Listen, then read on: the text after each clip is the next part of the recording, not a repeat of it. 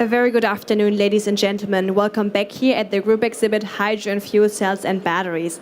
This is your last chance to have a seat and a complimentary coffee. It's on me. This is our last chat for today here on stage.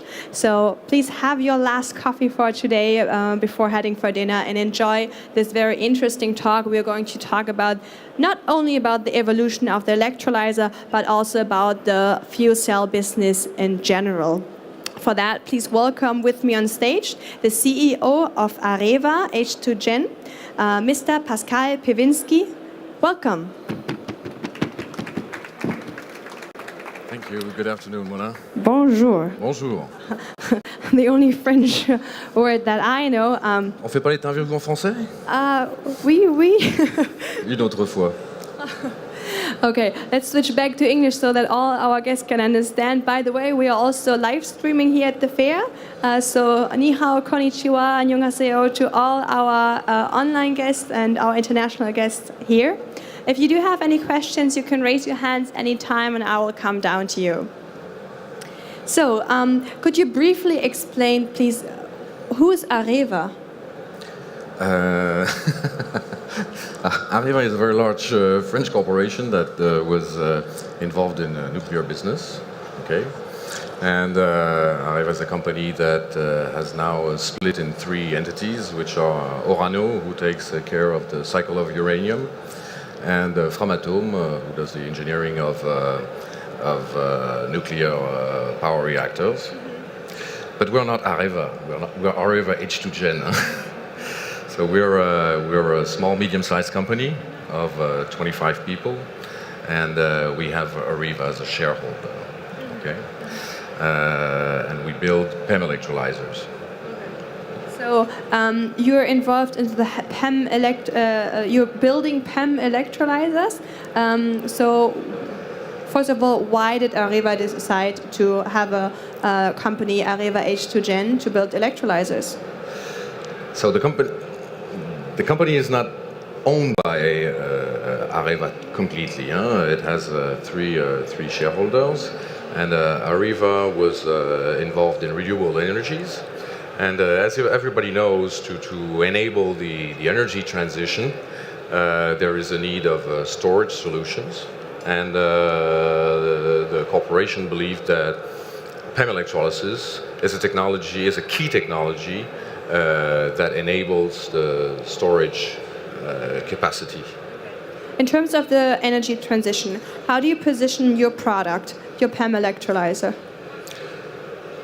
So, the energy, just to give a global picture, the energy transition is increasing the share of renewable energies in the ways we have to produce electricity. Okay. And it is recognized to reduce CO2 emissions worldwide, that all countries have initiated certain steps in reducing CO2 emissions and going into the energy transition and developing renewables. Now, to enable that energy transition, to enable that the share of renewable increases in a certain proportion, it is also recognized that there is a need for storage solutions, to store electrical power, because developing renewable energy production happens that they are essentially intermittent, if we talk about solar, if we talk about wind, and therefore not having enough storage capacity makes us lose energy, so-called curtailed energy, or energy which is not injected into the grid, meaning being produced but not being consumed. Okay, so not to lose that curtailed energy, there is a need for storage solutions, and storing electricity into hydrogen is probably one of the most promising solutions, in the way that the capacities and the storage capacities can be very important, very large, and on long periods. How much energy is Germany wasting? So I think in 2017, the curtailed energy in Germany was 2 terawatt hours.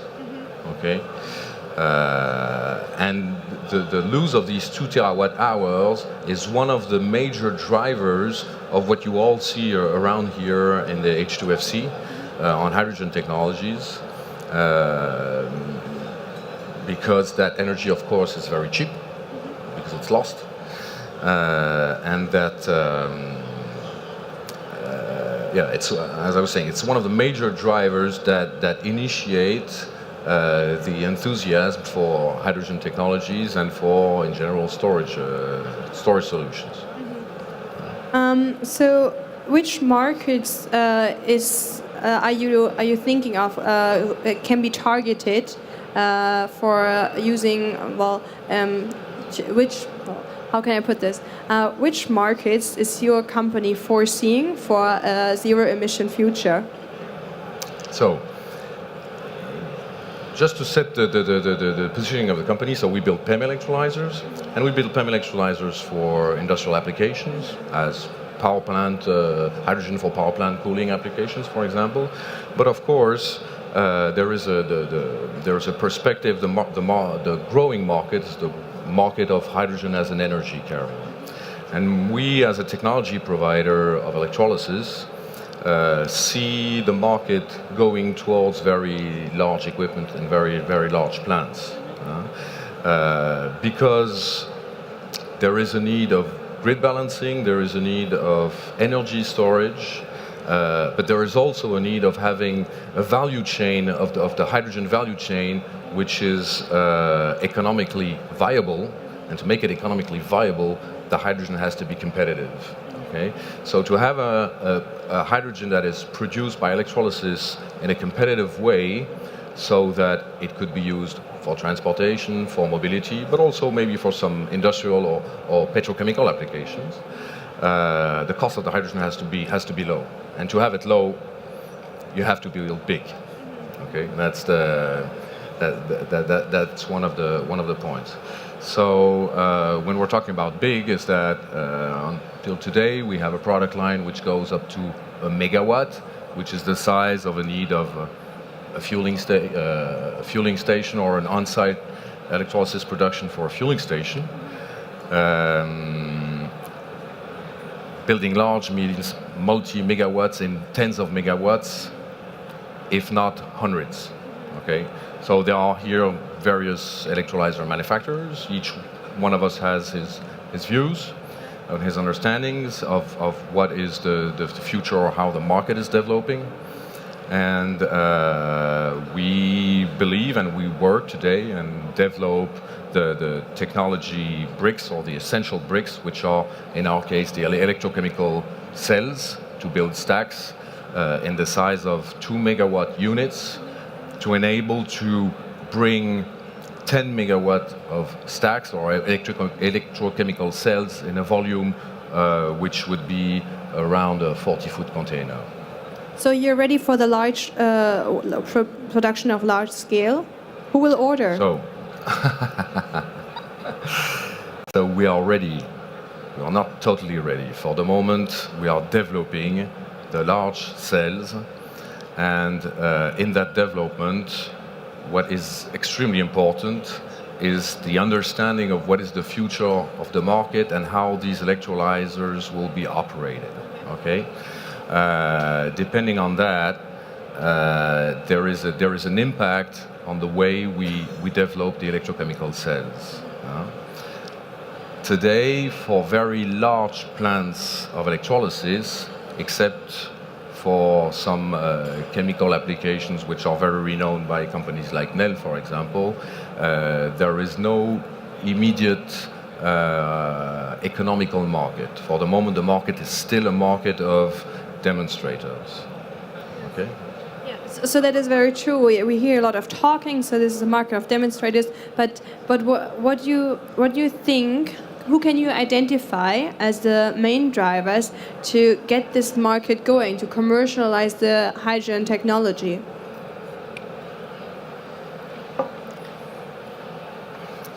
So you were asking me what was the share of curtailed energy in Germany, for example. Germany lost from renewables, and I spoke from 2 terawatt hours. If you take today the same value in China, that quantity is 100 terawatt hours. So you have a proportion of 1 to 50, okay? And as I said, in the whole value chain of the hydrogen, my belief is that there are two major drivers you must have in the same place and at the same moment to enable the hydrogen economy to emerge, okay? And these two main drivers are, one is capturing the curtailed energy, balancing the grid to enable the energy transition. And what we see around us is that all countries in the world are already concerned about it. And the second major driver is the quality of the air in our cities that lead to develop electrical mobility. And developing massively electrical mobility means developing hydrogen electrical mobility. So hydrogen cars with fuel cells. And if you have these two major drivers in the same place and at the same moment, then you start having a chance to make the value chain of the hydrogen economy work, okay? And for us today, the place where these two major drivers exist is in Asia and in China in particular. Of course, we find some of these drivers here in Germany, in France, in the UK. Everybody is working on these about these concerns.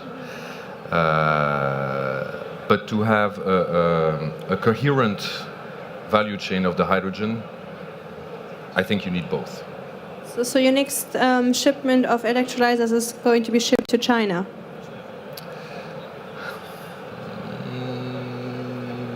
I have some, but not only. I mean, this is not only, but yes, for us it's a strategic country. It's a strategic market we need to address. Are there any questions from the audience at this time? It's totally fine. Don't be shy. You can always raise your hands, and I will come down to you.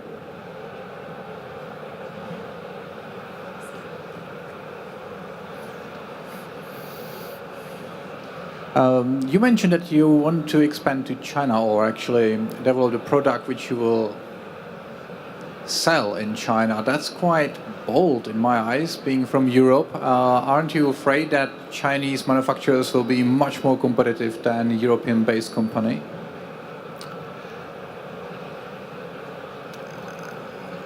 You're right. It's always a worry for European industrials. But it's an issue you have to address, you have to tackle. So if you don't address that market, which is your right, there are consequences out of it. Consequences in your positioning on the market, consequences of what kind of company you're becoming.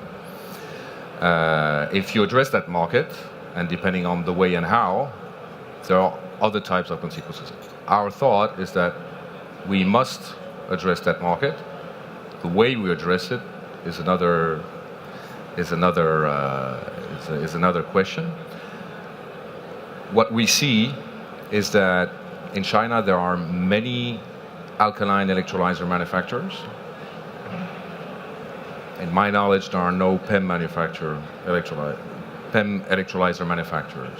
Okay, so I believe that there is a specific, I don't know if you say it's in English, a card to play. Okay, there's a specific positioning which can be interesting. I have a very different question. So we're using an electrolyzer to produce hydrogen. Yes. But we need also electricity to inject into the electrolyzer. Yes. So right now the price is pretty high to use the electricity, and comparing to what we get out of there. Mm-hmm. Well,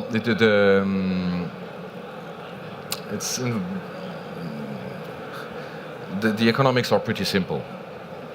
The bigger you build, the lower the cost of your hydrogen. And in the cost of your hydrogen, the share of your asset is maybe 15%. And in the cost of the hydrogen, the share of electricity of the cost of electricity is 85%. Okay?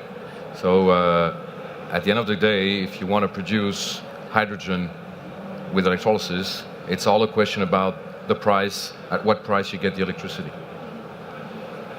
Okay, unfortunately we are running out of time, there's just one chance for you to say who you think should come to your booth and talk to you. Anyone who wants to buy an electrolyzer and has money. But not only buying electrolyzer, also Mr. Pewinski is very knowledgeable. He's a visionary in terms of the hydrogen technology for the future. He has lots of market knowledge, so I highly recommend anyone who would like to know more about the business in general should also talk to Mr. Pewinski, even though he's one of the busiest men here at the fair. It was really hard for me to find him. I had to chase and really sneak in to get an appointment with him. So thank you very much that you had the time here to share your knowledge on stage. Thank you for the audience for visiting you here. This was the last interview for today on the public forum. Thank you very much. Thank you very much, Mona. Thank you. I have to close this public forum for today, but we'll be back here tomorrow morning at 10:20.